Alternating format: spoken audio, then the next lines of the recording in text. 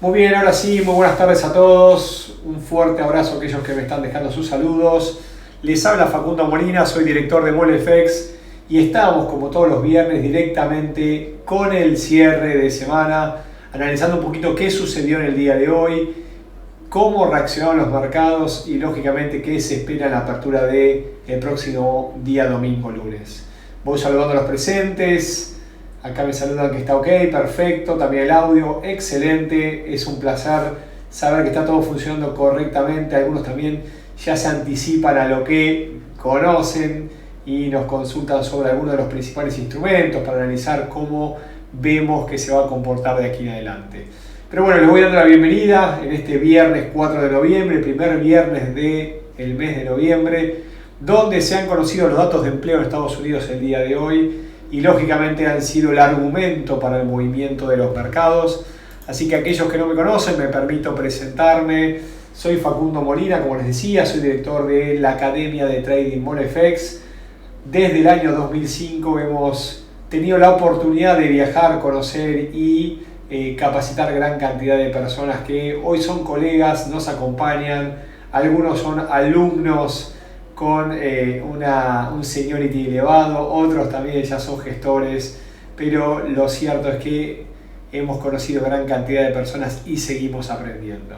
Como decía recién, en el día de hoy se conocieron los datos de empleo de Estados Unidos.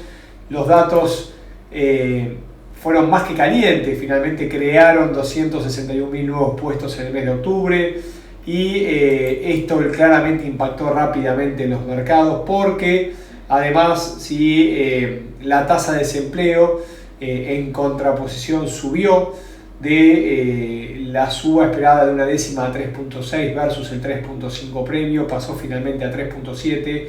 Por eso es que uno por un lado dice, bueno, tuvimos buenos datos en el sentido que se siguen creando empleos, más allá de que se esperaba una creación de 197, fue de 261. El dato previo fue revisado al alza a 315.000 nuevos puestos. Cuando nosotros analizamos los datos, y me voy a permitir compartir la pantalla, ¿sí? En este caso Forex Factory es nuestro recurso donde analizamos los datos en casi tiempo real, como les decía. Nosotros lo que observamos es que en el día de hoy se conoció un crecimiento de empleo en el sector no agrícola de 261.000 puestos versus los 197.000 que se esperaban. Sin embargo, es un dato bastante por debajo del esperado. ¿Esto qué quiere decir? Que finalmente la expectativa fue positiva porque se esperaba un decaimiento importante de un 30% y sin embargo subió por encima de la caída esperada. Por eso es que este dato de cambio en el empleo no agrícola fue finalmente un buen dato esperado por el mercado. A pesar que la tasa de desempleo subió 2 décimas, eso lógicamente implica también el efecto que está teniendo la inflación y lógicamente la recesión en los Estados Unidos. Por eso es que los datos reaccionaron rápidamente en los mercados, pudimos apreciar un retroceso del dólar, ¿sí? El dólar reaccionó en forma negativa y ahora vamos a ver qué también sucedió con los índices y con el resto de los mercados. Hablando también en general respecto a qué otras cosas impactaron el día de hoy, observamos una suba en los mercados en Wall Street. En este momento tenemos un Nasdaq por encima del 0,45%, se contagió en sentido positivo, como solemos decir, y esto también lo llevó al resto de los índices. Estamos viendo la imagen de Christine Lagarde, ahí a la derecha. ¿Por qué? Porque más allá de que acepta el mayor riesgo de recesión, pareciera que sus palabras son bien firmes respecto a que no van a permitir que se arraigue la alta inflación en los mercados. Por lo tanto, eso nos implica a nosotros intervenciones del Banco Central Europeo y lógicamente mayor cantidad de subas de tipos de interés. En el otro orden de las cosas y en otros mercados observamos también una suba del petróleo. Posiblemente la razón venga de la relajación de las restricciones de China y lógicamente ante la posibilidad de un dólar un poco más débil de aquí en adelante vamos a estar atentos cómo se comporta el mercado.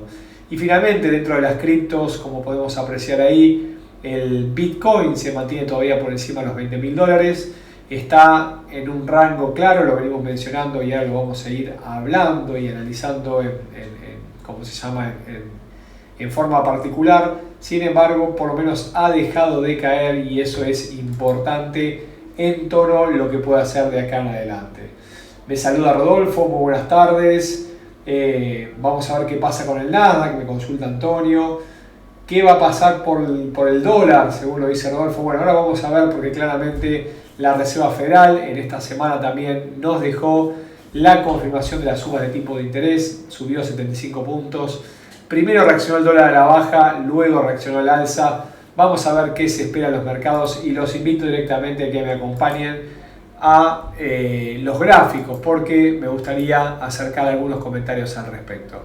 Vamos primero con las monedas, vamos a hacer un pequeño análisis de aquellos pares más relevantes y luego vamos a pasar a los fuera de los majors a los secundarios.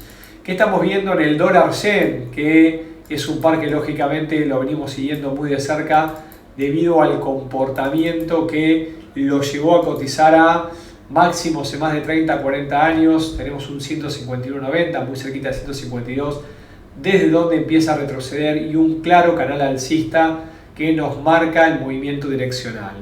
¿Qué apreciamos en el día de hoy? Bueno, es lo que veníamos hablando recién, que hubo un movimiento de recuperación del yen o del retroceso del dólar, más allá que un primer impulso fue alcista, terminó cediendo y en este momento lo tenemos cotizando por encima de 145, recuperando algo de posiciones.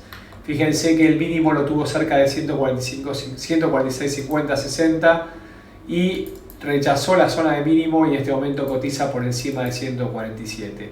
Fíjense la importante zona del 145, 70, 80 que nos marca claramente una zona fuertemente de soporte y nos deja en manifiesto las posibles zonas de acá en adelante.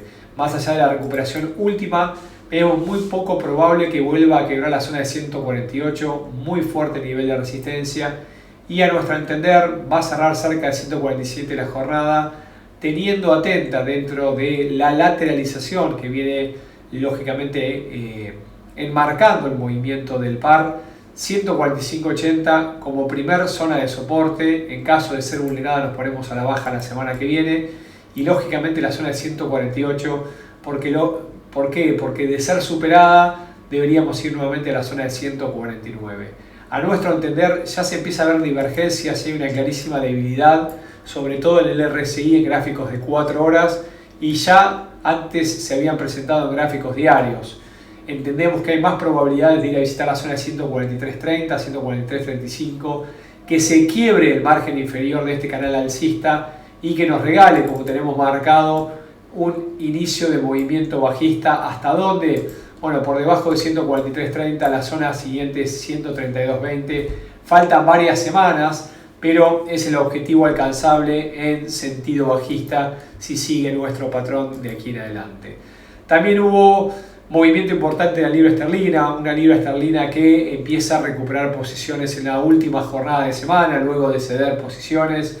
Vemos claramente un rechazo de la zona de 1.1130, 1.1140, es una zona muy importante para la libra esterlina y fíjense que de a poco empiezan a aparecer esos mínimos ascendentes, los cuales podrían terminar de conformar un patrón de cambio de tendencia que conocemos nosotros como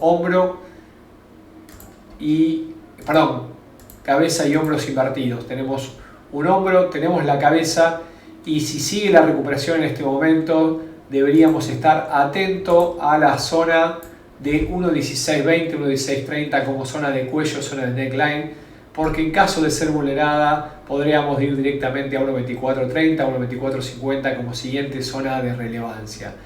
¿Qué significa esto? Que la tendencia bajista empieza a parecer debilitarse. Tenemos perdón, por favor. Tenemos, decíamos, una clara divergencia y señal alcista en el MACD, que ya nos empieza a confirmar el inicio de un nuevo posible ciclo en dirección alcista semanal y también en gráficos diarios. Vemos muy poco probable que vuelva a caer, por lo menos en el corto plazo, por debajo de 1.1150 y vemos más probable el quiebre de la zona de 1.1330. Por eso es que si los mínimos ascendentes siguen apareciendo, lo que estaríamos esperando es una recuperación hasta esa zona de cuello en 1.1620, 1.1630, posible hombro, cabeza, hombro invertido, que nos regalaría lógicamente un movimiento en dirección alcista. Repasamos el yen, repasamos la libra dólar, me preguntan del euro, no lo vamos a dejar de lado tampoco al euro. ¿Por qué? Porque el euro nos viene mostrando un comportamiento similar. Fíjense que ya rompió, quiero decir, los máximos descendentes. Todavía la gripe me está jugando una mala pasada, pido disculpas. Sin embargo, no le vamos a aflojar y vamos a seguir hacia adelante. Fíjense que quebró los máximos descendentes del euro dólar, como les decía, y empieza a formar cierta lateralización con movimientos de ida y vuelta, ¿sí? Estos movimientos que nos regala claramente el euro dólar. Tenemos 2 intentos fallidos y 3 intentos fallidos también en lo que se conforma un nuevo canal. Si uno tuviese que medir la dirección del último movimiento, claramente es a la baja, ¿sí?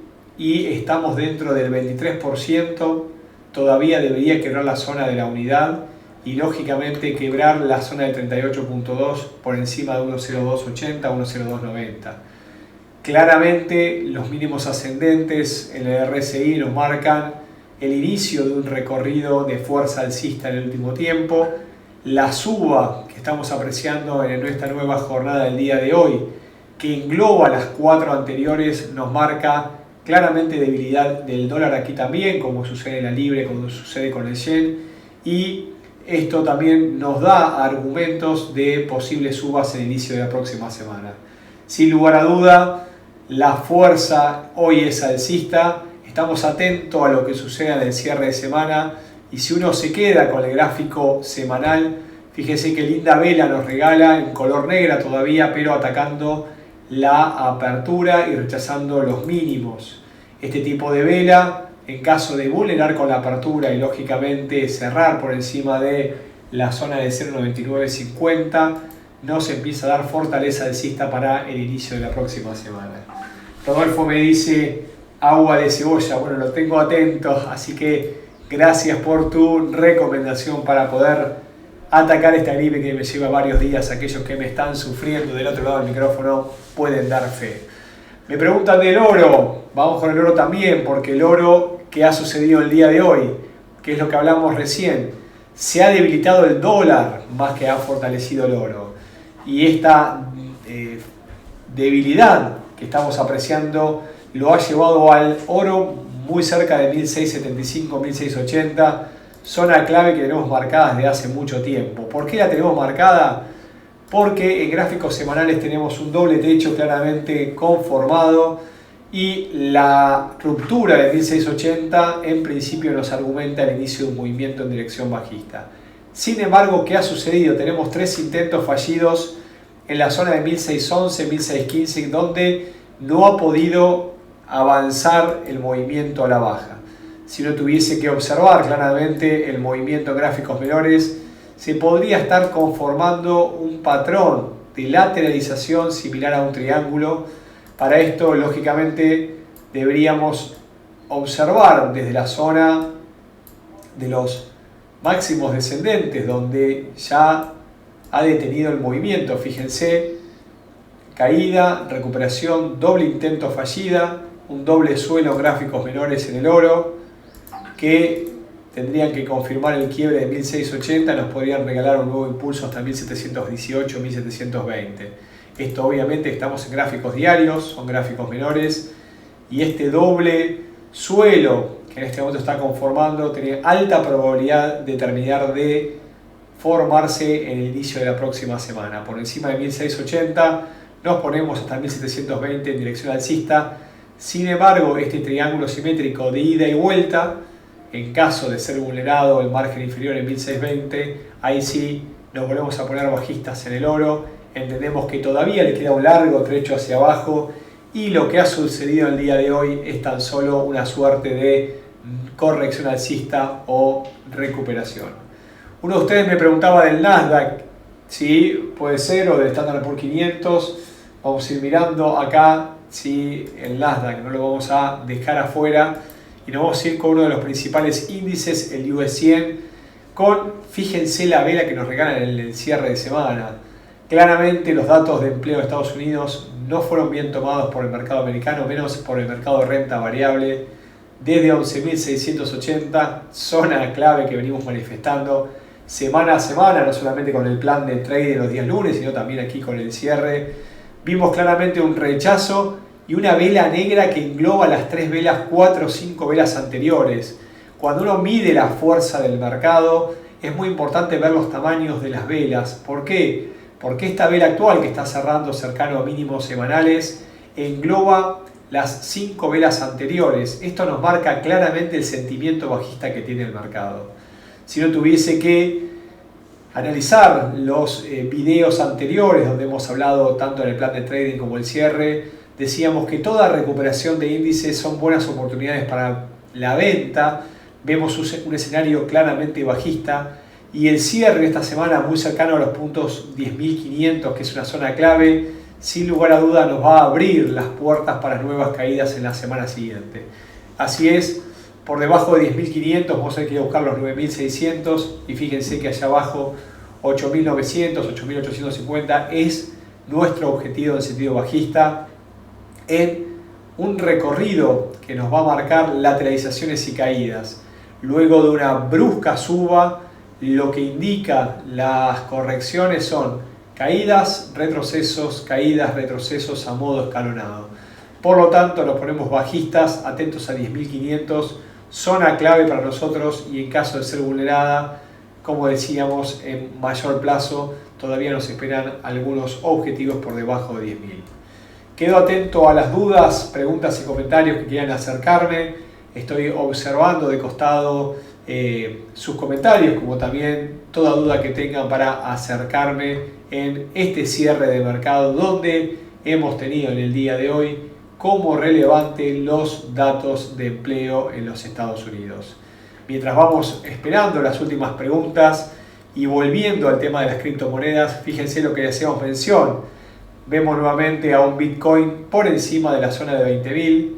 Tenemos claramente una suerte de suelo redondeado, ¿sí?, en este segundo intento por encima de los $17.700 y cotizando muy cerca de los $21.000 en este momento. Si lo vemos en gráficos diarios, como la fuertísima velocidad bajista se fue compensando con una suerte de lateralización y sin poder con esa zona de 17.700 en este momento ataca los máximos semanales en 21.000 y en caso, lógicamente, de vulnerarnos al alza, es posible que nos regale un movimiento en dirección alcista hasta nuestra zona clave en los 25.300. Podría formarse un doble techo, doble suelo, y es muy posible. La lateralización está claramente a la vista, el margen inferior está formado, el margen superior también, y lo que esperamos desde los niveles actuales es, en caso de ir rompiendo los máximos anteriores, una extensión hasta los 25.200, 25.300, zona clave que recién superada la misma podríamos hablar de una recuperación alcista mayor, en este caso del Bitcoin. Superado 17.600, abandonamos toda probabilidad alcista y lógicamente esa zona que tenemos marcada, los 8.300, vuelve a tener fortaleza. Voy a las dudas, a las preguntas que quieran acercarme luego de analizar el mercado, luego de ir viendo un montón de activos. Les comparto nuestra página web www.molefx.com, también nuestra dirección de correo info@molefx.com. Espero estar recuperado la semana próxima. Me disculpo por esta tremenda gripe que me ha acompañado en los últimos webinarios. Les dejo un cálido abrazo y obviamente una reparadora buena jornada de fin de semana en familia y los espero lógicamente el lunes próximo. Hasta la próxima.